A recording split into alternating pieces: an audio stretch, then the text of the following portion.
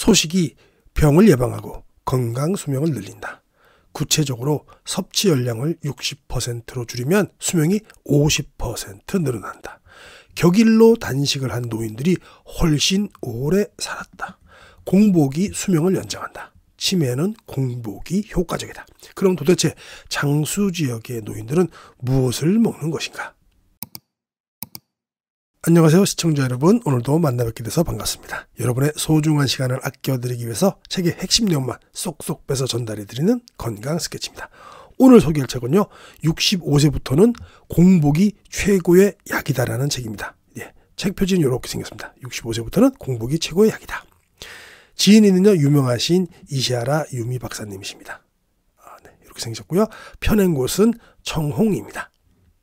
첫 번째 챕터, 65세인데 한 끼 굶어도 괜찮을까라는 챕터부터 보시도록 하겠습니다. 실제로 이렇게 질문들 많이 하십니다. 제 채널에서. 공복 시간은 왜 중요한가? 소식이 수명을 연장한다.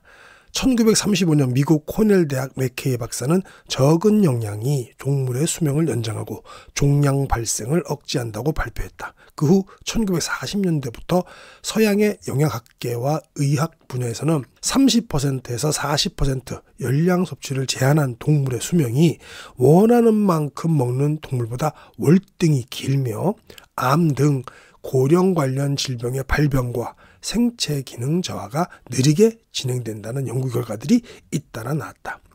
미국 볼티모어에 있는 국립노화연구소에서는 회충에서 원숭이에 이르기까지 약 30만 마리가 넘는 동물 실험을 통해서 섭취 열량을 억제하면 장수할 수 있다는 결론을 내렸다. 구체적으로 섭취 열량을 60%로 줄이면 수명이 50%가 증가한다는 사실을 알아냈다. 국립노화연구소의 마크 맥슨 박사는 쥐를 3그룹으로 나눠갖고 다음과 같은 실험을 했는데요. 재밌더라고요. 보십시오. A그룹은 원하는 만큼 먹게 했고요. B그룹은 섭취 열량을 60%로 줄였고, C그룹은 하루는 원하는 만큼 먹이고 다음 날은 굶겼답니다. 요 밑에 보이긴 하지만 한번 예상해 보세요. 어느 그룹이 제일 오래 살았을까요? 네, 보통 이제 B그룹이라고 생각하는데 C그룹이 제일 오래 살았답니다. 결과 보겠습니다. 실험 결과 B그룹은 A그룹보다 수명이 50% 늘었는데, 하지만 가장 건강하게 오래 사는 그룹은 C그룹이었다는 겁니다. 물론 쥐하고 같지는 않겠지만 우리도 하루 걸러 하루 단식을 하면 그렇게 된다는 것 같기도 하고요. 그죠?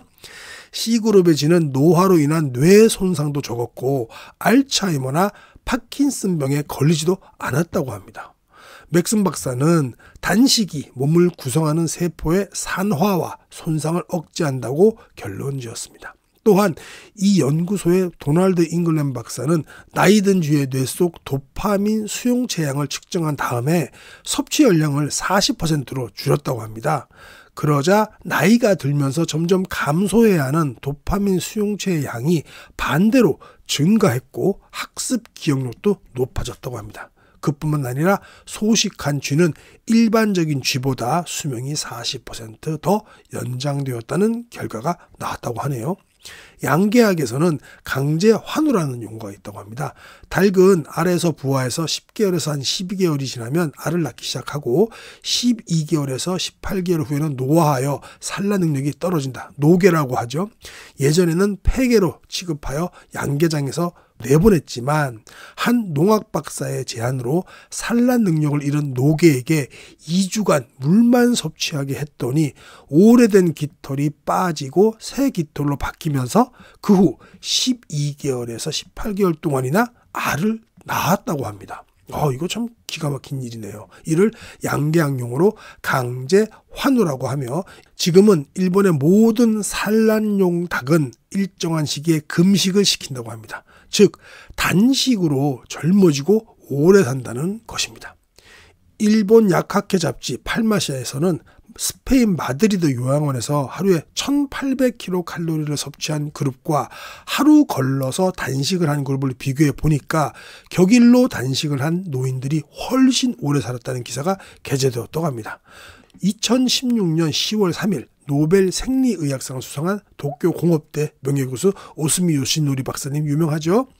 영양결핍으로 기아 상태에 빠진 세포가 생존하기 위해서 자신을 먹는, 우리 다 알고 계시죠? 오토파지 자가포식 작용을 밝힌 공로로 인정을 받았죠. 이 자가포식 작용은 크게 세 가지로 나누는데요. 첫 번째는 세포 내에 영양을 재사용하고, 두 번째로는 세포 내 불필요한 물질을 분해해서 청소하는 정화작용을 하고, 마지막 세 번째는 세포 안에 들어오는 바이러스 등 병원체와 유해 물질을 분해해서 세포를 보호하는 방어작용을 한다고 합니다. 그래서 평소에는 잠자고 있다가 세포가 영양 부족으로 기아 상태에 빠질 때 자가포식 스위치가 켜진다고 하네요. 따라서 기아 상태나 배가 고플 때는 인체를 구성하는 60조 개의 세포 하나하나에서 유해 물질과 병원체가 분해되고, 오래된 단백질은 새로운 단백질로 재생되어서 세포가 다시 태어나고 있다고 봐도 좋을 것이다 라고 쓰셨습니다. 다시 말해서 60조 개의 세포로 구성된 우리 몸도 젊어진다는 뜻이다.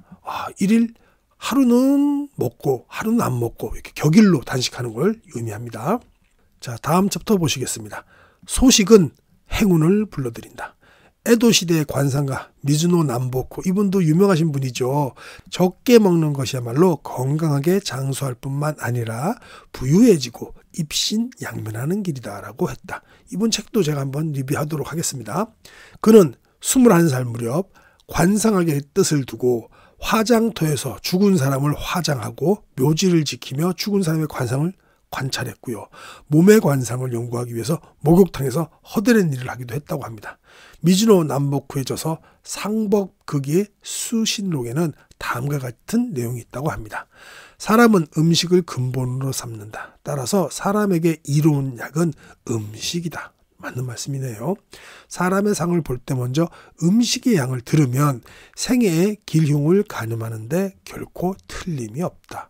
한 해 앞에 큰 어려움이 있음을 간파할 수 있더라도 그때보다 음식을 엄중히 삼가하는 자는 반드시 이를 면하고 오히려 그 해에 예상하지 못한 길한 일을 겪는 사람이 많다.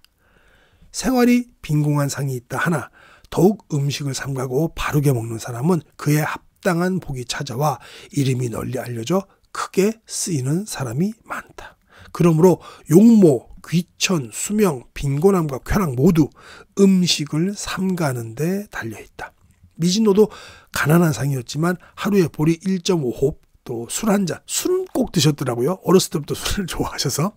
쌀로 만든 음식은 떡조차 먹지 않고 차는 국 한 그릇에 채소 하나, 이런 식으로 먹었더니 여러 가지 행운이 찾아왔다고 합니다. 나고야의 아스다 신궁 근처에 관상가로서 멋진 거처를 마련했고 황실의 눈에 들어서 고위 관료로 임명되었기도 했습니다. 인생 50년이라는 시대에 78세까지 살 수 있었던 것도 소식 덕분이었을 것입니다. 자, 우리 유미 박사님 유명하신 당근 사과 주스에다가 소금 한 꼬지 넣는 거 전편에서 말씀하셨죠? 저거 챕터 한번 보도록 하겠습니다. 나는 28세부터 48세까지 아침에는 사과 주스 2잔, 약 360cc고요. 점심은 도로로 소바, 삶은 메밀국수에 마즙을 얹은 요리라고 하네요.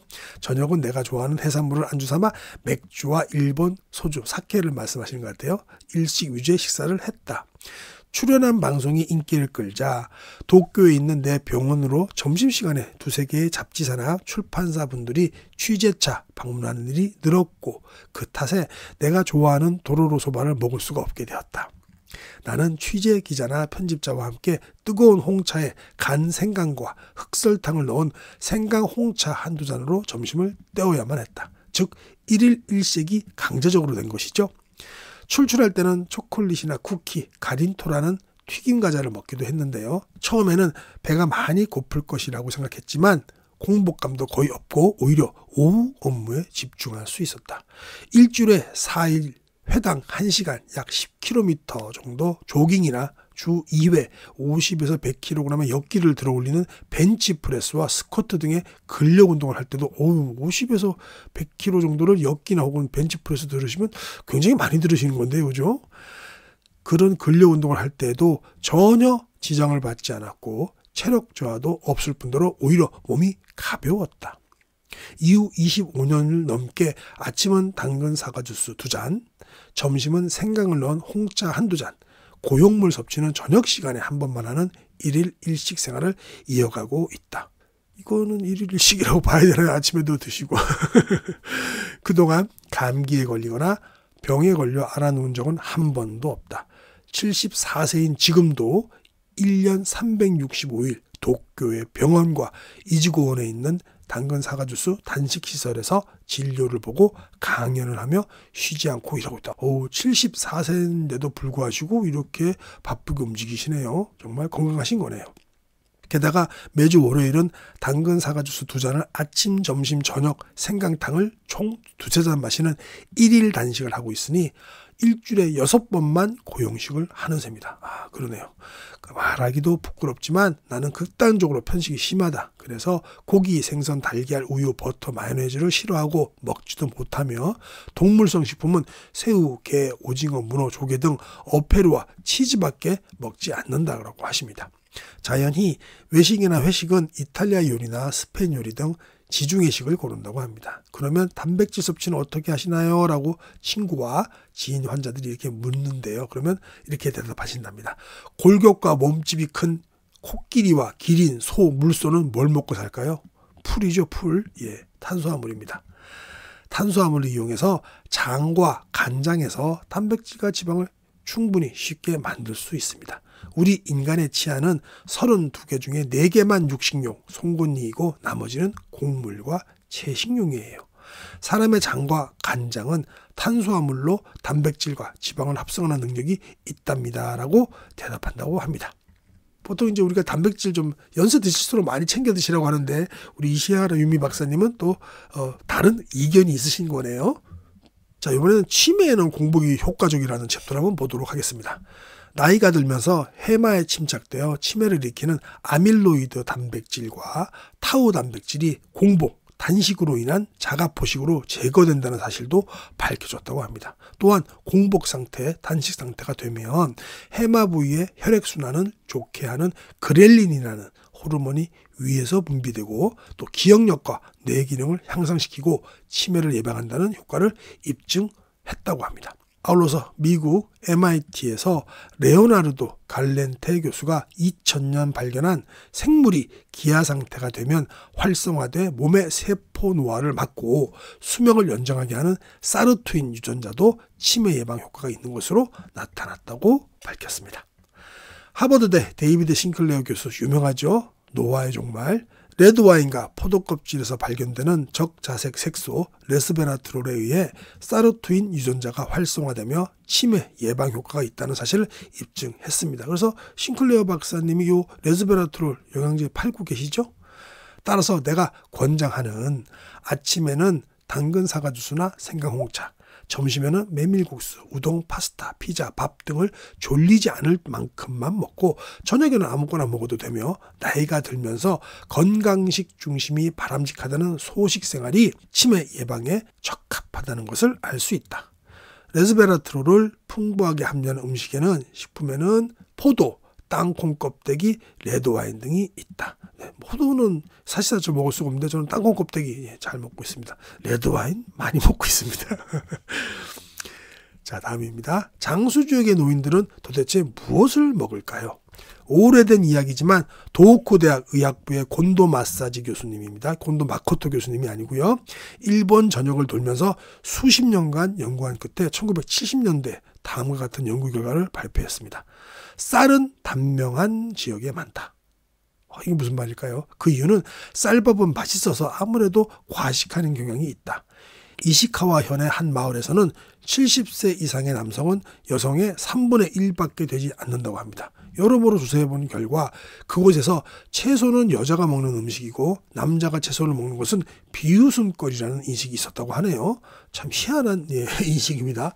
남성의 채소 섭취량이 적어서 여성보다 수명이 짧았던 것이라고 말씀하십니다. 와지마의 해녀들은 수명이 짧은 편인 반면 시마의 해녀들은 매우 오래 살았다고 합니다. 같은 해녀인데 와지마에 사신 분과 시마에 사신 분이 달랐다고 하는데 그건 당연히 식습관의 차이가 있겠죠. 와지마의 해녀들은 고기를 좋아해서 고기와 어패류 위주로 먹고 쌀밥도 많이 먹었는데 시마의 해녀들은 어패류 외에도 미역을 매일 많이 먹고 밭도 갈아 콩을 심어서 콩과 참깨를 같이 먹었다고 합니다. 그래서 이렇게 차이가 났었군요. 나는 나가사키 대학의 대학원 시절에 나가사키 현의 여러 지역과 인접한 농어촌을 대상으로 두 마을 사람들의 건강 수준과 노화 수준을 조사한 적이 있다. 모두 어민이 농민보다 건강 수준이 높았고 노화도 느리게 진행되었다고 합니다. 어민들도 오래 살았다는 얘기죠. 나는 그 이유로 물고기에 있는 동맥경화를 예방하고 혈전을 방지해 혈액을 맑게 하며 혈압을 낮춰주는 EPA와 DH 등 불포화 지방산이 많이 함유되었기 때문이라는 결론에 도달했다고 합니다. 그러나 곤도 마사지 교수의 연구 결과를 살펴보면 생선이 건강과 장수에 도움이 되는 것은 해조류나 채소, 콩류를 함께 충분히 섭취했을 때라는 조건이 붙는다라는 거죠. 그냥 생선만 많이 드셨는 게 아니고 해조류, 채소, 콩류를 많이 드셨기 때문이라고 결론 내셨습니다. 자, 그러면 우리 곤도 마사지 교수님이 장수총과 단명전의 조건을 정리했거든요. 한번 보도록 하겠습니다. 어느 곳에서 장수가 되고 어느 곳에는 단명이 되는지. 첫 번째, 쌀을 많이 먹고 식사량이 많은 마을에는 장수하는 사람이 적다. 그리고 두 번째, 채소를 적게 섭취하고 생선을 많이 먹는 마을은 장수자가 적다. 세 번째, 장수촌에서는 평소에 생선과 함께 반드시 채소를 충분히 먹는다. 네 번째, 해조류를 매일 먹는 곳은 뇌졸중 발생자가 적고 장수하는 사람이 많다. 다섯 번째, 기후가 까다로운 곳이 장수자가 많다. 여섯 번째, 노동을 많이 하는 곳이 장수자가 많다. 이건 운동까지 포함되는 거겠죠. 일곱 번째, 스트레스를 적게 받는 곳이 장수자가 많다. 1970년대 이걸 발표하신 분이면 사실 지금 여기서 이 7가지 중에 많이 벗어나는 게 없잖아요. 벌써 50년이 흘렀지만 곤도 마사지 교수님 대단하신 분이네요. 곤도 마코토 박사님도 대단하신데 곤도 마사지 교수님도 대단하시네요. 곤도 들어가신 분들이 대단하시네요. 자, 여러분들께서 가장 좋아하시는 오늘의 결론 및 핵심 요약 시간을 갖도록 하겠습니다. 65세인데 한 끼 굶어도 괜찮을까라고 진짜 염려하시는 분들 많죠. 자, 보겠습니다. 30%에서 40% 열량 섭취를 제한한 동물의 수명이 원하는 만큼 먹는 동물보다 월등히 길며 암 등 고령 관련 질병의 발병과 생체 기능 저하가 느리게 진행된다. 30만 마리가 넘는 동물 실험을 통해서 섭취 열량을 억제하면 장수할 수 있다는 결론을 내렸다고 합니다. 물론 너무 안 드시면 안 되죠. 왜냐면 이제 금간소증도 우리가 염려를 해야 되잖아요. 고령자분들은 너무 안 먹지는 않고 우리 이시아라 유미 박사님처럼 그렇게 한 끼만 고용식을 먹고 아침이나 점심은 그런 좋은 것들로 드시면 될 것 같습니다. 그죠?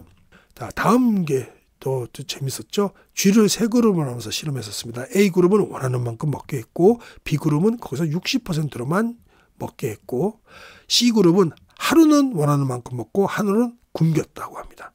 1일 먹고 1일 단식했죠. 격일 단식이죠. 그랬더니 실험 결과 B그룹은 A그룹보다 수명이 50% 늘었고 가장 건강하게 오래 산 그룹은 C그룹이었다고 합니다. 그래서 저도 요거 한번 실험해 봐야 될 것 같기도 하고 이거 하루 먹고 하루 안 먹고 요건 좀 어려울 것 같기도 합니다. 맥슨 박사님은 단식이 몸을 구성하는 세포의 산화와 손상을 억제한다고 결론 지었습니다. 자가포식의 작용은 첫 번째가 세포 내 영양 재사용이고요. 두 번째가 정화작용이었고요. 세 번째가 유해물질을 분해해서 세포를 보호하는 방어작용이었습니다. 치매는 공복이 효과적이라는 챕터에서는요. 나이가 들면서 해마에 침착하는 치매를 또 일으키는 베타 아밀로이드 단백질과 타우 단백질이 공복, 단식으로 인해서 자가포식으로 제거된다는 사실도 밝혀졌다고 합니다. 또한 공복 상태가 되면 해마 부위의 혈액순환을 좋게 하는 그렐린이라는 호르몬이 위에서 분비되어 가지고 기억력과 뇌 기능을 향상시키고 치매를 예방한다는 효과가 입증되었습니다. 곤도 마사지 교수님의 장수총과 단면총의 조건 다시 한번 보겠습니다. 첫 번째, 쌀을 많이 먹고 식사량이 많은 마을에서는 장수하는 사람이 적었고요. 두 번째, 채소를 적게 섭취하고 생선을 많이 먹는 마을은 장수자가 적었습니다. 또 세 번째, 장수촌에서는 평소에 생선과 함께 반드시 채소를 충분히 먹었다고 하고요. 네 번째, 해조류를 매일 먹는 곳은 뇌졸중 발생자가 적고 장수하는 사람이 많았다고 합니다. 5번째, 기후가 까다로운 곳이 장수자가 많았고요. 6번째, 노동을 많이 하는 곳이 장수자가 많았습니다. 마지막 7번째, 만고의 적 스트레스를 적게 받는 곳이 장수자가 많았다고 합니다. 암, 뇌졸중, 심장병, 당뇨병 등 우리 문명인을 괴롭히는 질병은 단백질, 지방, 탄수화물을 과다 섭취한 것과 그 영양소를 체내에서 이용하여 연소할 때 필요한 비타민, 미네랄의 부족이 가장 큰 요인이다. 이거 정말 맞는 말이죠, 그죠? 너무 많이 드셔서 이런 모든 문제가 생기는 겁니다. 유럽 의학을 1000년 넘게 이끌어온 이탈리아 살레르노 대학의 의대 교과서에는 노인들은 생강을 많이 먹어라. 그러면 젊었을 때처럼 사랑받고 행복한 삶을 살 수 있을 것이다 라고 나온다고 합니다. 4번째는 항암작용입니다. 암도 작은 종양이면 공복과 발열에 의해서 아포토시스, 즉 암세포의 자살을 발생시켜 소멸하는 것이 밝혀졌다고 합니다. 대단하네요, 그죠? 진저롤은 아포토시스를 촉진한다고 합니다. 암부터 바이러스에 이르는 각종 질병을 강력하게 예방하는 생강. 생강은 인도가 원산지이며 기원전 2세기에 고대 아라비아인에 의해서 인도에서 바닷길을 통해 고대 그리스와 로마에 소개되었다. 한의학의 고전이라고 할 수 있는 상한론에는 생강은 체내 모든 장기를 자극하고 활성화시켜서 몸을 따뜻하게 한다. 대사를 조절해서 체내 수독을 제거하고 복부가스를 배출하여 명치 부분이 팽창하는 것을 방지하는 데 도움이 된다라고 쓰여져 있다고 합니다. 명나라 때 쓰여진 약학서 본초 강목에는 생강은 백사를 막아준다. 백사라는 것은 만병을 뜻합니다. 의사가 처방하는 100여 종이 넘는 의료용 한약 중 70%에 생강이 들어있는 이유를 알 수 있다고 합니다. 10세기에 출간한 의학서 의신방에는 해이안 귀족들이 생강의 약효를 인식해서 감기약으로 사용했다고 적혀 있습니다. 지금도 감기 드시면 무조건 생강 드시죠, 우리는? 생강 약효의 주성분은 진저롤, 쇼고올과 같은 매운 성분으로 다음과 같은 다양한 효능이 있다는 것이 과학적으로 밝혀지고 입증되었습니다. 첫 번째는 몸을 따뜻하게 합니다. 혈관을 확장해서 혈류를 좋게 하고 부신 수질도 자극해서 아드레날린 분비를 촉진해서 몸을 따뜻하게 한다고 합니다. 두 번째는 면역력을 높입니다. 호중구, 백혈구 일종이죠. 호중구를 증가시키고 그 기능을 증진시킨다고 합니다. 세 번째는 항균, 항바이러스, 항진균 작용. 초밥집에 나오는 생강은 식중독을 예방하는 의미가 있죠. 그리고 사실은 우리 냉면 먹을 때도 식초 뿌리지 않습니까? 그것도 또 맛도 풍미도 더하지만 그런 이유가 다 있죠. 네 번째는 항암작용입니다.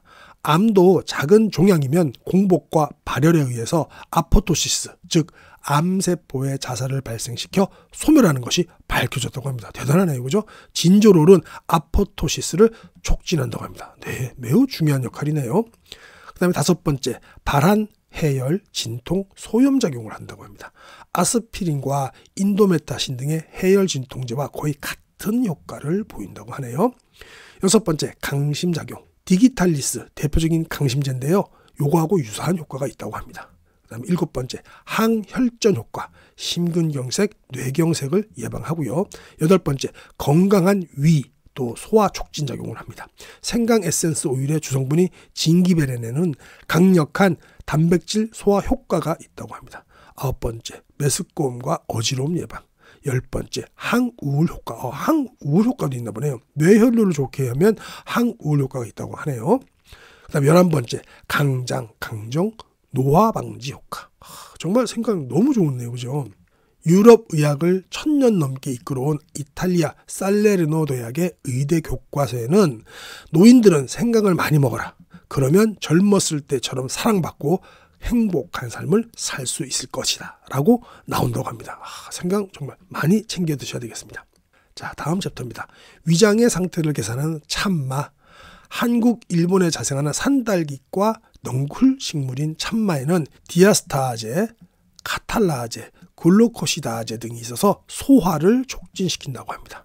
또한 참마를 비롯하여 토란, 장어, 낫또, 또 오크라 등 끈적끈적한 식품에는 뮤신과 무코프로틴이 함유되어 있어서 단백질 흡수를 돕고 영양과 강장 효과를 발휘한다고 합니다.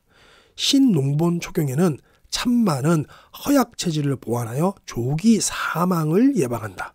위장의 상태를 좋게 하고 더위와 추위에도 잘 견디며 귀와 눈도 좋아지고 장소할 수 있다고 나온다. 한의학에서도 위장, 신장의 기능을 강화하고 소화를 촉진하여 식은땀, 설사, 빈뇨, 복통, 기침, 당뇨에 효과가 있다고 합니다. 다음 챕터입니다. 당근은 빈혈 효과에도 효과적이다. 당근은 너무 좋죠. 그리고 이제 우리 미네랄, 특히 흑당근은 우리가 먹어야 되겠죠. 미네랄이 좋은데 이게 빈혈 예방에도 좋다고 하네요. 미나리과 식물이다. 한의학의 상사 이론에 따르면 적주황색인 난색을 띤 당근은 몸을 따뜻하게 하고 나이가 들수록 적혈구가 감소해서 생기는 빈혈을 예방한다. 만병의 근원으로 여겨지는 활성산소를 제거하는 카로틴이 풍부하게 함유된 것도 그 특징이다. 1982년 미국 과학 아카데미에서는 암을 예방하는 대표적인 음식으로 당근을 꼽았다. 1897년 설립되어 전 세계에서 모여드는 희귀 난치병 환자들을 식이요법 위주의 자연요법으로 치료하던 스위스 쥐리의 벤너 클리닉의 주요 치료법은 아침에 당근 2개와 사과 1개를 주스에 넣어 마시는 생주스였다. 벤너 주스 유명하죠? 당시 병원장이었던 레히티 블러시 박사에게 당근 사과 주스가 병에 그렇게 효과가 있느냐고 물었더니 암, 뇌졸중, 심장병, 당뇨병 등 우리 문명인을 괴롭히는 질병은 단백질, 지방, 탄수화물을 과다 섭취한 것과 그 영양소를 체내에서 이용하여 연소할 때 필요한 비타민, 미네랄의 부족이 가장 큰 요인이다. 이거 정말 맞는 말이죠, 그죠? 너무 많이 드셔서 이런 모든 문제가 생기는 겁니다. 근데 당근 사과 주스는 비타민이 무려 30여 종, 미네랄이 100여 종이 완전히 들어있다는 답변이 돌아왔다고 합니다. 물론 요즘 이제 그때보다는 그 토양에 미네랄이 좀 고갈됐다는 말도 있지만 그래도 미네랄을 어디서 구하겠습니까? 땅에서 나는 걸로 우리가 먹어야 되겠죠. 다음입니다. 우엉 얘기를 하셨어요. 우엉은 신장 기능이 약한 사람에게 안성맞춤이다. 저도 이제 채널에 댓글 다는 거 보면 신장 안 좋으신 분들이 굉장히 많으신 것 같아요. 연세가 드시면서 신장 기능이 좀 약해지니까. 그래서 신장 하나 떼신 분도 많고 한데 요거 그분들한테 굉장히 도움되는 음식이 우엉인데요. 한번 보도록 하겠습니다. 유럽과 아시아 지역에 재배되는 열대지역 원산의 국화과 식물이다. 주로 셀룰로스, 리그닌 등 탄수화물로 이루어져 있는데 그 탄수화물은 다른 게 아니고 식이섬유입니다. 장운동을 촉진하여 배변 활동을 개선하고 장내 유익균의 발육을 돕는다. 그 결과 장내 과다한 콜레스테롤, 또 중성지방, 당분, 발암물질, 염분 등의 배설을 촉진해서 고지혈증, 당뇨병, 대장암 등의 예방 및 개선에 효과적이다. 마찬가지로 탄수화물인 이눌린에는 신장 기능을 향상시켜서 배뇨를 개선하는 작용이 있다. 본조 식감의 우엉은 남성의 강장제라고 나온 이유는 정자의 성분인 아르기닌이 남성 생식기의 기능을 강화하기 때문이라고 합니다. 이런 것도 있네요. 그죠? 아르기닌은 그냥 아르기닌은 다 좋은 줄 알았더니 그런 성분이 또 있어서 좋네요. 또한 여성의 자궁과 난소 기능을 개선하는 것으로 밝혀졌다. 이 전체가 아르기닌 전체가 또 이 생식기에 관련해서 굉장히 좋은 효과를 가지고 있네요. 뿌리 채소인 우엉이 신장 기능과 생식 기능을 높이는 것은 배꼽 아래에 하반신에 존재하는 장기를 강화한다고 생각하면 일리가 있다. 우엉은 발한작용과 또 해독작용도 뛰어나기 때문에 혈액을 정화하고 여드름과 같은 또 습진에도 효과가 있다고 합니다. 다음 챕터입니다. 생활습관병 예방에 효과가 있는 마늘, 양파, 염교, 락교라고도 하죠. 백학과 알리움 속에 분류되며 독특한 냄새, 또 성분 B1, B2, 비타민 C 등이 많고요. 황, 인, 칼슘, 망간 등의 미네랄을 많이 함유하고 있어서 다음과 같은 효과가 있습니다. 첫 번째는 자양강장, 정력 증진 효과, 두 번째는 신장 기능 강화와 이뇨작용, 세 번째는 노화 방지 효과, 네 번째는 혈액순환 촉진, 관상동맥, 또 혈관 확장 작용에 따른 허혈성 심장병, 협심증, 또 심근경색 등 이런 걸 예방하고요. 고혈압 예방과 그 개선에도 도움이 된다고 합니다. 다섯 번째는 항당뇨병, 여섯 번째는 살균작용, 일곱 번째는 간 강화작용이 있다고 합니다. 정말 좋죠? 우리 마늘, 양파, 락교 안 좋은 거 뭐죠? 저는 락교를 이게 그 횟집 가면 좀 나왔는데 저는 이 락교를 먹을 때 저 마늘인 줄 알고 먹었었습니다. 젊었을 때도. 그러다가 보니까 나중에 락교더라고요. 자, 다음 챕터입니다. 해조. 해조는 갈조류인 미역, 톳, 큰 실말, 또 홍조류인 김, 우뭇가사리, 녹조류인 파래김의 세 가지로 크게 나눠지는데 미역, 다시마, 김은 전체 해조 생산량의 90%를 차지하고 우리도 이런 건 먹죠. 큰 실말 이런 건 좀 못 먹어본 것 같아요. 톳은 좀 요새 좀 나와서 먹고 우뭇가사리도 좀 먹긴 먹죠. 많이 먹죠. 해조에는 평균적으로 약 10%의 단백질이 함유되어 있는데 김은 40% 가까이 함유된 고단백 식품이라고 합니다. 그러니까 우리 연세 드신 분들께서 고기 같은 거 안 좋아하시거나 그게 좀 소화가 부담스러우신 분들은 김을 많이 드시면 되겠죠. 근데 김도 우리 공장에서 만드는 거 말고 그죠? 그거는 여러 가지 또 뭐 기름도 바르고 이렇게 부패하고 하기 때문에 그거 말고 직접 김 굽거나 사실 안 구워도 되잖아요. 그죠? 잘라가지고 그냥 간장 딱 찍어 먹으면 좋잖아요. 소금도 간장이 들어있는 소금도 먹게 되고. 그렇게 드시면 될 것 같네요. 그래서 연세 드신 분들은 특히 단백질 우리나라 사람들은 더 많이 부족하게 드신다고 하니까 근감소증도 예방할 수 있죠. 김 굉장히 좋겠네요. 김에 함유된 타우린에는 혈압 강화, 강심, 간 기능 강화, 혈전 방지, 콜레스테롤 강화 같은 효과가 있는 것으로 알려져 있고요. 다시마에 포함된 라미닌, 이것도 아미노산의 일종인데요. 얘도 고혈압 치료 효과가 있다고 합니다. 해조의 지질은 2에서 한 4% 정도 들었는데 그중 EPA가 고혈압, 고콜레스테롤, 고혈당 등을 낮추는 효과가 있다고 합니다. 참 좋은 거네요. 그죠? 현대인들의 가장 큰 병이죠. 고혈압, 고콜레스테롤, 고혈당. 요것만 낮춰도 사실은 뭐 병에 암 말고는 대부분 효과가 치료 효과가 혹은 또 예방 효과가 있을 것 같습니다. 50% 이상을 차지하는 탄수화물은 대부분 식이섬유로 정장작용, 즉 장내 유익균 증식, 변비, 설사 개선 외에도 장내의 과다한 콜레스테롤, 지방, 당, 염분, 발암물질을 대변과 함께 배출하게 되죠. 갈조류에 포함된 후코이단은 면역력을 높여서 항암 효과가 있는 것으로 유명합니다. 후코이단이네요. 후코이단. 갈조류 아까 뭐였죠? 예, 벌써 까먹으셨죠? 네, 그렇습니다. 갈조류는 미역, 톳, 큰실말입니다. 큰실말은 저는 처음 들어봐요. 이 책을 보면서. 미역, 톳은 유명하니까 이런 거 좀 자주 드시면 되겠네요. 해조에는 비타민이 채소 함량보다 훨씬 많이 함유되어 있으며 특히 김에는 육상식물에는 거의 존재하지 않는 비타민 B12도 포함되어 있다. 부족 시 악성 빈혈이나 신경장애를 초래하는 게 비타민 B12고요. 비타민 B12는 그 외에도 많은 걸 작용을 하죠. 그러니까 우리 김 많이 드시면 좋겠습니다. 사서 드시는 거 말고 그죠? 공장 김 말고 그죠? 그걸 말씀드리는 겁니다. 해조에는 나트륨, 칼륨, 칼슘, 아연, 철, 망간, 마그네슘 등 인간의 건강에 꼭 필요한 100가지 미네랄이 함유되어 있는데 요오드가 다량 함유된 점이 눈길을 끈다. 요오드 중요한 또 미네랄이죠. 요오드는 갑상선 호르몬의 공급원으로 신진대사를 높이고 젊음과 아름다운 피부를 유지하는 데 도움이 된다. 큰 실말에 많이 함유된 셀레늄에는 강력한 항암 효과가 있는 것으로 알려져 있다. 네. 큰 실말이 뭐 다시마 같은 거 맛이 난다고 합니다. 한번 이런 것도 한번 트라이 해보는 것도 괜찮겠습니다. 생명을 낳고 키운 바다의 채소인 해조가 우리 인간의 생명과 건강에 기여하는 힘은 형언할 수 없을 정도로 크다. 자, 그 다음에 콩 및 콩 제품. 콩의 지질은 콜레스테롤을 낮춘다. 중국 북부가 원산지이며 렌산이 들어있다고 합니다. 또 각종 비타민, 칼슘과 철분 등의 미네랄류, 또 식이섬유도 풍부하고 또한 이뇨작용을 촉진하여서 고지혈증을 방지하고 노화를 예방하는 사포닌, 뇌의 기능을 좋게 하는 레시틴 등 건강 증진 성분도 충분히 함유하고 있습니다. 폴리페놀 일종인 이소플라본이 제일 또 유명하죠. 이소플라본은 여성 호르몬과 흡사한 작용을 발휘해서 유방암, 또 자궁암, 골다공증 예방과 개선에 효과적이라고 합니다. 여성분들은 특히 좀 많이 좀 드셔주셔야 되겠네요. 백미에는 콩 단백질을 구성하는 라이신, 또 트레오닌 등 필수 아미노산이 매우 적으므로 밥과 된장국, 나토, 두부, 간장 등을 함께 먹는 식단이 영양학적으로도 최고라고 할 수 있다. 네, 오늘의 결론 및 핵심 요약 시간입니다. 여러분들께서 가장 좋아하시죠? 우리는 항상 까마귀 고기를 먹으니까요. 암부터 바이러스에 이르는 각종 질병을 강력하게 예방하는 생강 정말 자주 드셔야 될 것 같아요.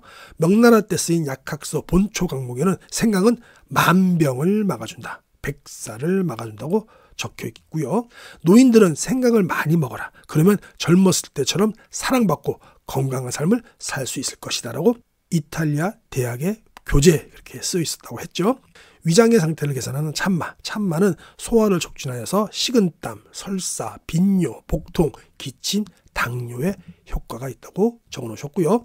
당근은 빈혈 예방에도 효과적이라고 하는데요. 몸을 따뜻하게 하고 나이가 들수록 적혈구가 감소해서 생기는 빈혈을 예방한다고 합니다. 빈혈이 있으신 분들은 당근을 꼭 챙겨 드셔야 되겠네요. 빈혈뿐만 아니라 모든 병들에는 또 당근이 필요하죠. 만병의 근원으로 여겨지는 활성산소를 제거하는 카로틴이 풍부하게 함유된 것도 그 특징이다. 다음입니다. 우엉은 신장 기능이 약한 사람에게 안성맞춤인데요.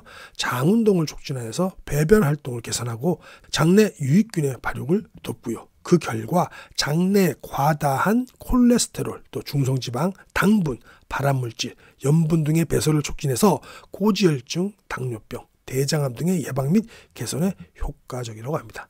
마찬가지로 탄수화물인 이눌린에는 신장 기능을 향상시켜서 배뇨를 개선하는 작용이 있다고 합니다.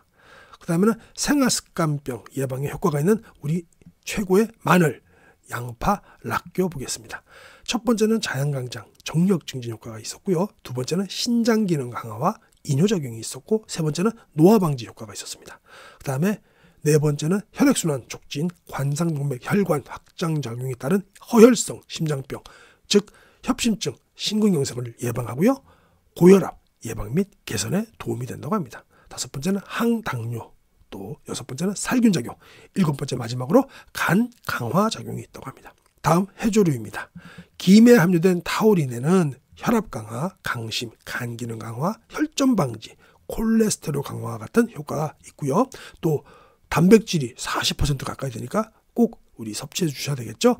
다시마에 포함된 라미닌도 고혈압 치료 효과가 있습니다. 갈조류, 미역, 톳, 큰 실말에 포함된 후코이다는 면역력을 높여서 항암 효과가 있는 것으로 유명하다고 합니다. 그리고 요오드는 갑상선 호르몬의 공급원으로서 신진대사를 높이고 젊음과 아름다운 피부를 유지하는 데 도움이 된다고 합니다. 요오드 많이 드셔야 될 것 같아요. 그죠?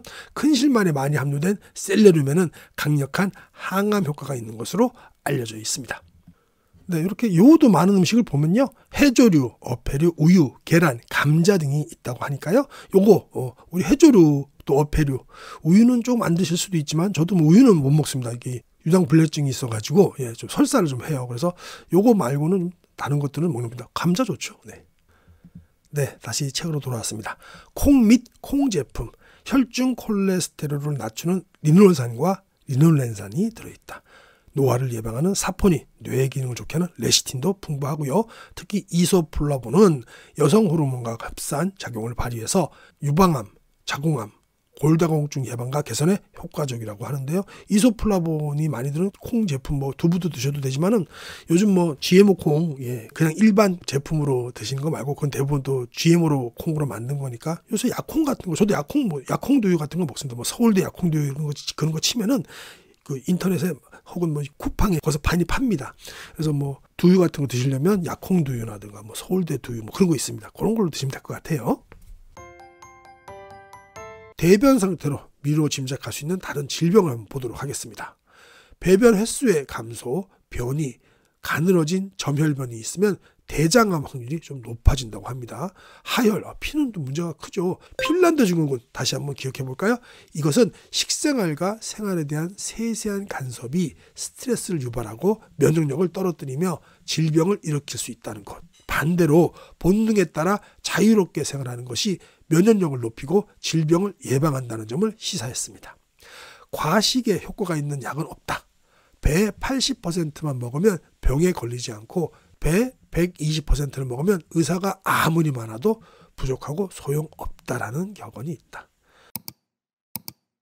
자, 이번에는 대변을 보고 건강 상태를 알 수 있는 방법, 우리 박사님께서 말씀해 주셨는데 보겠습니다. 대변에 대한 얘기입니다. 섬유질이 많은 음식물을 잘 씹어 위장의 8부 정도만 먹고 충분히 운동하며 느긋하게 목욕하고 숙면한 다음 날의 변은 딱딱하지도 부드럽지도 않고 굵고 길며 황금색을 띠고 악취도 없다. 이거 진짜 맞는 말 같아요. 근데 전날 좀 뭐 삼겹살이나 소고기 좀 정말로 속된 말로 이빠이 먹고 술도 좀 먹고 자면 다음날 변의 냄새 본인이 느끼기도 참 참혹하죠. 그런 건 맞는 것 같습니다. 이렇게 위와 같이 이렇게 먹고 하면 장에서 유익균이 증식하고 활발하게 작용을 해서 면역력도 왕성하다는 증거인데요. 그러나 식이섬유가 없는 고기, 달걀, 우유, 버터, 마요네즈 등의 고지방 식품, 흰쌀과 흰빵, 백설탕 등의 정백식품을 과식하고 여기에 운동 부족이나 수면 부족이 겹치면 악취가 나는 거무스름한 동글동글한 변이나 가는 변이 되기 쉬우며 알코올이나 물, 차, 탄산수 등 수분을 너무 많이 섭취할 경우 설사를 할 수도 있다. 장내에는 유해균이 늘어나 유익균이 줄어들고 면역력이 저하된 상태다. 이와 같이 대변은 전날의 생활 상태와 건강 상태를 나타내는 척도라고 할 수 있다. 그래서 우리가 대변 상태로 미루어 짐작할 수 있는 다른 질병을 한번 보도록 하겠습니다.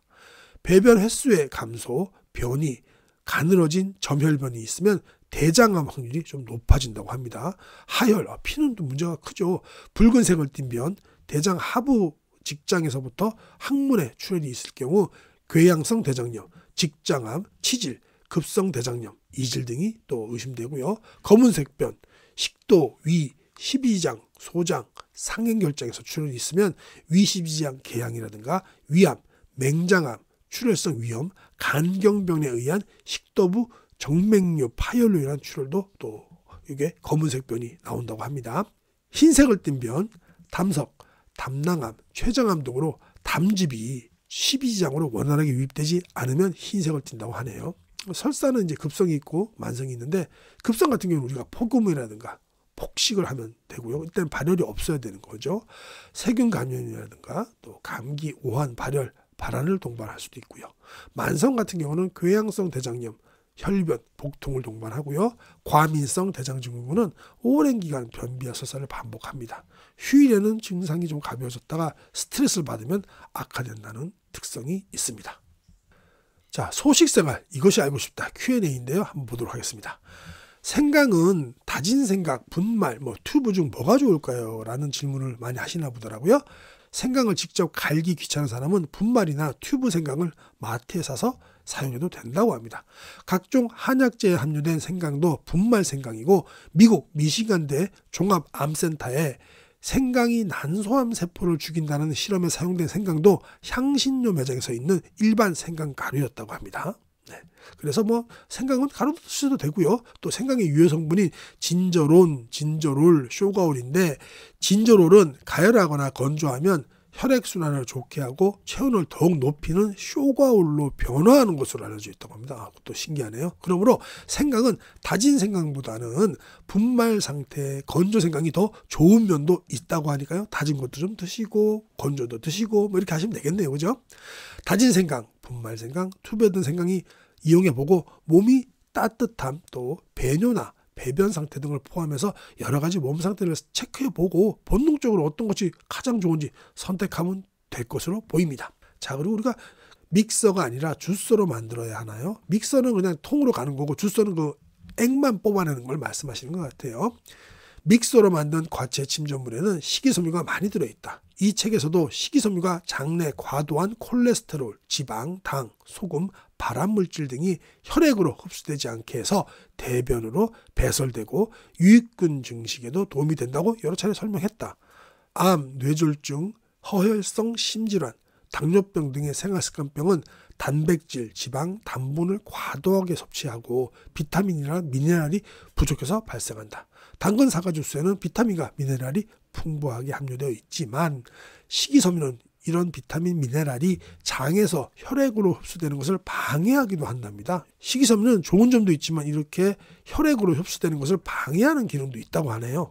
따라서 그래서 믹서기가 아닌 주스로 만든 주스를 드시자고 권고하네요. 어쩔 때는 또 주스로 먹기도 하고 믹서로 먹기도 하고 본인이 또 이것도 본인에게 맞는 거 드시면 되겠죠.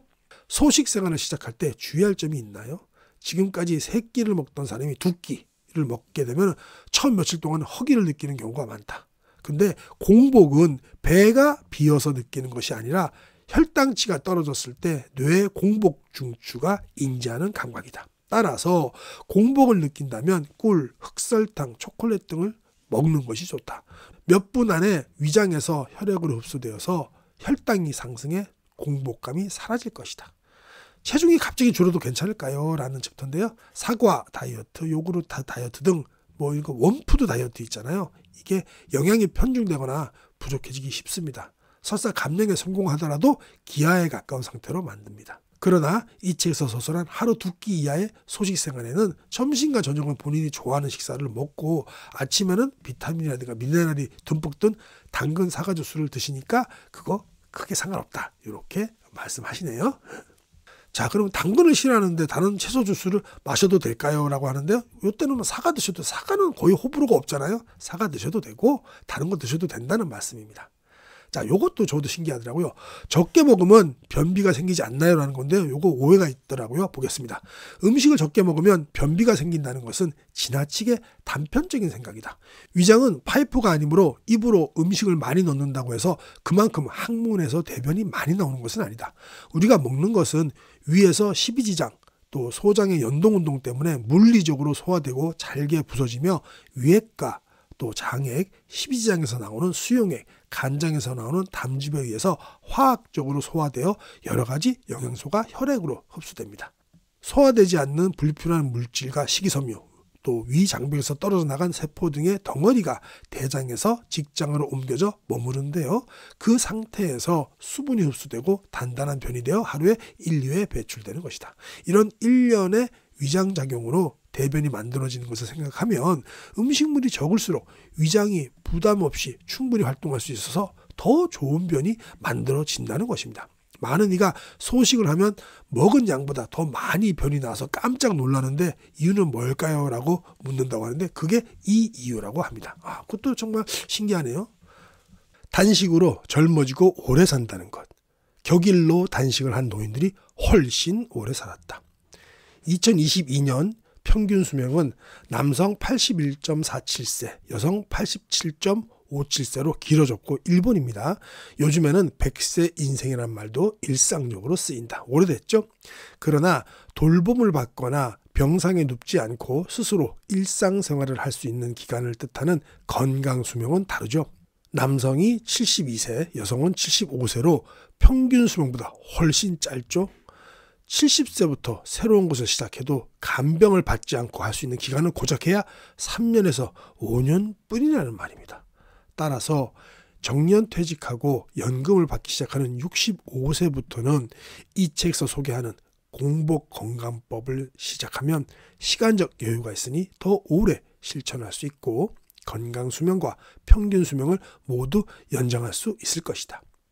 우리는 학창시절에는 공부와 동아리 활동, 대학 입시 등으로 스트레스를 받고 사회에 나가서도 일과 주택담보대출 상환, 육아, 교육, 인간관계 등으로 몸과 마음에 큰 부담을 느끼며 살아간다. 거기서 해방되는 나이가 65세다. 65세부터는 의무감이나 강요가 아닌 자유롭고 여유로운 삶을 누리기 바란다. 1974년 핀란드 헬싱키에 거주하는 40세에서 55세 딱 중년이네요. 기업 관리직 남성 1222명을 대상으로 추적 조사를 했습니다. 고혈압이나 고콜레스테롤 등 심혈관계 위험 요인이 있긴 하지만 그 시점에서는 아프지 않은 사람들이었어요. 그중 612명은 5년간 정기적인 건강검진, 영양상태 점검, 운동을 권장하고 담배, 술, 설탕, 염분 섭취 제한 등의 지도를 받았고 필요에 따라서는 고지혈증이라든가 고혈압 약도 처방받았다고 합니다. 그 후 1989년까지 연 1회 검사를 권고받았습니다. 요거는 건강에 개입한 개입 그룹입니다. 너무 결과가 의외더라고요. 보세요. 나머지 610명에게는 목적을 알려주지 않고 정기적으로 건강조사표에 건강 상태와 생활 습관만 기재하게 했다. 그들에게는 약 처방도 하지 않았다. 요거는 비개입 그룹입니다. 1989년 두 그룹을 조사했더니 개입 그룹이 비개입 그룹보다 고혈압, 심장질환, 사망률을 비롯해 암 사망률 및 자살자 수도 포함한 전체 사망률이 더 높았다고 합니다. 어디가요? 개입그룹이요. 비개입그룹보다 예상과는 전혀 딴판인 결과였다. 충격이네요. 그죠? 프랑스 주간지는 이 연구 결과를 바탕으로 핀란드 증후군이라는 용어를 만들어냈습니다. 이것은 식생활과 생활에 대한 세세한 간섭이 스트레스를 유발하고 면역력을 떨어뜨리며 질병을 일으킬 수 있다는 것. 반대로 본능에 따라서 자유롭게 생활하는 것이 면역력을 높이고 질병을 예방한다는 점을 시사했다고 합니다. 참 이거 신기한 거네요. 그죠? 그렇죠. 우리가 어느 정도까지는 알고 있었는데 이렇게 개입 그룹과 비개입 그룹이 차이가 난다는 걸 수십 년을 조사했는데 이건 정말로 뭐 먹어라 뭐 먹지 마라 그러지 그냥 편하게 사는 게 제일 좋은 것 같습니다. 하루 한 끼를 먹지 않으면 건강에 해롭다. 또 아침은 꼭 먹어야 한다라는 의학적 지침을 지키기 위해 밥맛이 없고 먹고 싶지 않은데도 억지로 아침을 먹는 사람도 있다. 그 결과 일본에는 고지혈증, 당뇨병, 비만 등 높을 고와 또 넘칠 과가 붙는 과식병이 만연하다. 인류 300만 년의 역사는 어떤 면에서 공복의 역사다. 인간은 가뭄, 홍수, 산불, 화산 폭발, 지진 등으로 식량을 충분히 얻지 못해 굶주려야 했다. 그 증거로 우리 몸에는 공복으로 혈당이 떨어지면 손발의 떨림, 두근거림, 초조함, 실신 등의 저혈당 증상을 막아주는 아드레날린, 노르아드레날린, 글루카곤, 티록신, 성장 호르몬 등 10여 종 이상의 혈당을 올리는 호르몬이 존재한다. 반대로 과식해서 생기는 당뇨병을 예방하는 호르몬은 인슐린 하나뿐이다. 진짜 그러네요. 그죠? 이러한 호르몬의 균형으로 미뤄볼 때 인간은 오랜 시간 공복의 시대를 살아왔음을 알 수 있다. 그러네요. 오랜 시간 공복이 계속 됐으니까 이런 공복에 대한 호르몬들이 10여 가지가 있고 과식에 대한 호르몬은 단 하나밖에 없네요. 그죠? 그게 최근이니까. 이제 앞으로는 또 과식에 대한 호르몬이 많아질 수도 있겠네요. 인간이 계속 과식을 하게 되면. 즉 인간의 몸은 공복 상태일 때 건강을 유지하도록 설계되어 있다. 현대 문명인들이 고지혈증, 지방간, 당뇨병, 통풍, 고혈압, 심근경색, 뇌경색, 암과 같은 생활습관병, 예전에는 성인병이라고 불렀죠. 이 생활습관병에 시달리는 것은 과식했을 때 우리 몸이 어떻게 대처해야 할지 모르기 때문이라고 해도 무방하다. 이거 정말 맞는 말씀 같습니다. 그죠? 새로운 해석이지만 자기만의 건강법, 즉 질병을 예방하고 개선하는 방법은 본능에 귀를 기울이고 따라야 한다. 우리 인간은 30여 억 년 전 바다에서 단세포 원생 생물이 탄생하면서 수억 년에 걸쳐 분화와 분열, 증식을 거듭해서 어류, 양서류, 파충류, 조류 형태로 진화하여 마침내 종의 최상위인 포유류가 되었다. 네, 이거는 종교인들에게는 민감한 문제니까요. 그분들은 이거 넘어가시면 됩니다. 네, 아직도 두 개가 공존하죠. 네, 창조론하고 진화론이 있으니까요. 진화론 믿으시는 분만 믿으시면 되는 겁니다. 원생 생물에서 한 번도 단절되지 않고 이어져 내려온 덕분에 지금 이렇게 살고 있는 것이다. 이렇게 지난 30억 년 동안 지구상에서 겪은 일들이 세포 유전자에 새겨져 기억되고 있으며 우리의 본능은 생명과 건강을 지키기 위해 좋고 싫음을 표현하고 있다. 따라서 타인이 어떻게 하든 상관없이 본능적으로 내가 먹고 싶고 먹었더니 맛있는 것, 해봤더니 기분 좋은 것, 운동, 목욕, 마사지, 침술 등이 있겠죠. 그것들이 내 건강에 좋은 것이다. 누가 뭐래도 본인에게 달려있다는 겁니다. 서양의학은 치료할 때 환자의 체질을 고려하지 않는다. 그러나 한의학에서는 같은 병, 같은 증상이라도 음성체질, 양성체질 나누죠. 그죠? 음성체질은 안색이 희고 키가 크며 물살이 찌고 냉증이 있는 여성이라고 대표적으로 말씀하시고요. 머리숱이 많고 흰머리가 나는 남성도 음성체질이라고 합니다. 저건 음성체질인 것 같은데요. 양성체질은 얼굴이 붉고 머리숱이 적으며 혈압이 높고 더위를 많이 타는 남성으로 구분해서 처방약과 식단을 다르게 지도합니다. 물론 이런 지도를 하지 않아도 양성체질인 사람은 음성식품을, 음성체질인 사람은 양성식품을 본능적으로 선호한다고 합니다. 어떤 한약을 처방해야 할지 망설여질 때는 직접 환자에게 맛을 보게 하는데 두 가지 중 맛이 있거나 맛은 없지만 쓰지 않다고 말하는 약이 그 환자에게 효과가 있다. 서양의학이 세계 최장수로 인정하는 프랑스 여성 잔느 까르망은 1997년 122세의 나이로 세상을 떠났다. 어릴 때부터 먹기 싫은 것은 절대로 먹지 않고 좋아하는 것만 먹는 본능에 따른 식생활을 했다고 하는데 채소를 너무 싫어해서 입에도 대지 않았다고 합니다. 고기야 레드와인, 초콜릿만 먹으며 천수를 다 했다고 합니다. 추측컨대 그녀는 몸이 차가운 체질이어서 색이 진한 고기, 또 레드와인, 초콜릿과 같은 양이성 식품을, 따뜻한 식품을 선호했다고 추측하시는 거죠. 아마 음식도 적게 먹었을 것이다. 현미, 자연식을 실천하지만 새끼를 꼬박꼬박 먹는 사람들은 병으로 고생하는 경우가 꽤 있다. 그러므로 건강하게 오래 살기 위해서는 음식의 질을 운운하기보다는 몸이 맛있다고 느끼는 음식을 소량 먹는 것이 더욱 중요하다. 애초에 인간의 몸은 공복일 때 건강을 유지하도록 설계되어 있으므로 공복일 때는 몸과 마음이 가볍고 상쾌하다. 다소 부족한 느낌은 있지만 말이다. 반면 배가 부르면 만족감은 들지만 졸리거나 나른한 증상이 나타나는 경우가 많다. 나는 아침에는 당근 사과 주스 2잔, 점심에는 생강홍차 1-2잔, 저녁에는 해산물을 안주로 맥주와 일본 소주를 마시고 밥, 된장국, 나토, 두부, 새우나 오징어 튀김 등을 먹는다. 고형식은 하루에 1번만 먹는 셈이다. 저녁 식사 전에 조깅이나 근력 운동을 하기 때문에 배가 고픈 나머지 저녁밥을 많이 먹는 경우가 꽤 있다. 그러면 만족감과 포만감은 들지만 나른함과 졸림이 함께 찾아온다. 의사로서 부끄럽지만 과식에 효과가 있는 약은 없다는 말뜻을 몸소 깨닫는 순간이다. 배 80%만 먹으면 병에 걸리지 않고 배 120%를 먹으면 의사가 아무리 많아도 부족하다는 격언이 있다. 정말 맞는 말씀 같습니다.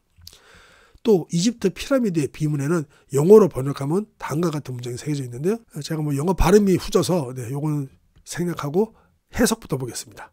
인간은 먹는 것의 4분의 1로 살아간다. 나머지 4분의 3은 의사가 드신다고 합니다. 사람들이 너무 많이 먹어서 병이 나기 때문에 의사가 먹고 살 수 있다고 비꾼 명문인데 이게 어디 새겨져 있다고요? 이집트 피라미드 비문에 새겨져 있답니다. 6,000년 전인데요. 6,000년 전부터 이렇게 그랬나요? 65세부터는 공복 건강법을 시도해보고 본능이 편안하고 좋은 상태라고 느낀다면 꾸준히 실천하시는 것이 어떨까요? 그리고 본능이 나 배고파서 안 되겠어. 힘 떨어지고 당 떨어져서 못해. 그러면 안 드시고 공복 안 하시고 좀 드시고도 됩니다. 그죠? 아까 얘기했죠. 핀란드 증후군. 본인이 좋아하는 거 드시면 됩니다. 너무 그것 때문에 식생활 때문에 스트레스 받으면 오히려 더 해롭다라고 말씀을 해 주시네요. 자, 여러분들께서 가장 좋아하는 오늘의 결론 및 핵심 요약 시간입니다. 핀란드 증후군 다시 한번 기억해 볼까요? 이것은 식생활과 생활에 대한 세세한 간섭이 스트레스를 유발하고 면역력을 떨어뜨리며 질병을 일으킬 수 있다는 것. 반대로 본능에 따라 자유롭게 생활하는 것이 면역력을 높이고 질병을 예방한다는 점을 시사했습니다. 과식에 효과가 있는 약은 없다. 배 80%만 먹으면 병에 걸리지 않고 배 120%를 먹으면 의사가 아무리 많아도 부족하고 소용없다라는 격언이 있다. 또 생강은 다진 생강보다 분말 상태의 건조 생강이 더 좋은 면도 있으니까요. 다진 것도 드셔보시고 분말도 드셔보셔서 본인에게 좋은 거 드시면 되고요. 공복은 배가 비어서 위장이 비어서 느끼는 것이 아니라 혈당치가 떨어졌을 때 뇌에 공복 중추가 인지하는 감각이기 때문에 혈당이 떨어졌으니까 너무 배고프면 혈당량을 살짝 올리는 그런 카카오 함량이 많은 초콜릿이라든가 그런 거 좀 드셔주시면 된다는 얘기입니다. 이상으로 오늘 책 리뷰 마치도록 하겠습니다. 건강은 하루아침에 망가지거나 좋아지지 않습니다. 건강 스케치와 함께 좋은 습관을 꾸준히 유지하시기 바랍니다. 지금까지 함께 해주셔서 정말 감사합니다.